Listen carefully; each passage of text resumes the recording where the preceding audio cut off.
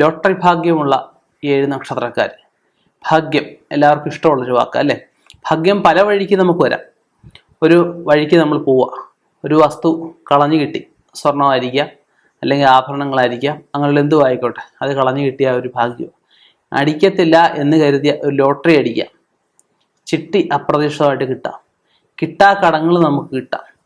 ഇതെല്ലാം ഭാഗ്യത്തിൻ്റെ ഒരു ഗണം തന്നെയാണ് നമുക്ക് പെടുത്തുന്നത്. ഇവിടെ നമുക്ക് 27 നക്ഷത്രവളങ്ങൾ 7 നക്ഷത്രക്കാരെ കുറിച്ച് മാത്രമേ പ്രതിപാദിച്ചിട്ടുള്ളൂ. ബാക്കിയുള്ള 20 നക്ഷത്രക്കാർ ചോദിക്കും, ഞങ്ങൾക്കൊന്നുമില്ലേ, ഞങ്ങൾക്ക് ഫലങ്ങളൊന്നുമില്ലേ എന്ന് ചോദിക്കും.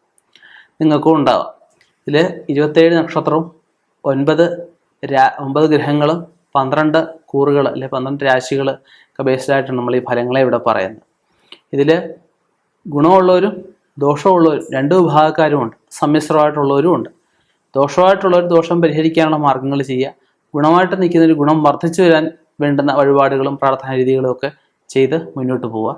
ഇതിൽ പറയുന്ന ഫലങ്ങളിൽ ഗോചരാൽ ഒരാളുടെ ദശ അപഹാരം ഗോചരം, അപ്പം ദശ അപഹാരമൊക്കെ ജാതകം നോക്കിയെങ്കിലേ പറയാൻ പറ്റുള്ളൂ. ഗോചരം കൊണ്ട് അവരുടെ കൂറ് ബേസ്ഡായിട്ട് ഓരോരുത്തർക്കും ഓരോ ഗ്രഹങ്ങൾ നിൽക്കുന്ന അവസ്ഥ. അങ്ങനെ ഓരോ രാശികളും ഓരോ ഗ്രഹങ്ങൾ നിൽക്കുന്ന ബേസ്ഡായിട്ട് നമ്മൾ ഈ ഫലങ്ങളെ പറയുന്നത്.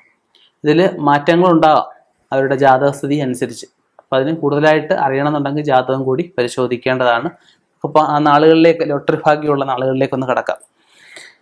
കാർത്തിക, രോഹിണി, മകം, ചോതി, ഉത്രാടം, അവിട്ടം, ഉത്രട്ടാതി ഈ നക്ഷത്രക്കാർ ലോട്ടറി എടുക്കുക. അപ്പോൾ ഒരാൾക്ക് ലോട്ടറി അടിക്കുകയെന്ന് വെച്ചാൽ കെട്ടുകണക്കിന് എടുക്കുക, അല്ലെങ്കിൽ ഒരു കടകളിലുള്ള ലോട്ടറി മൊത്തം എടുക്കേണ്ട ആവശ്യമൊന്നുമില്ല.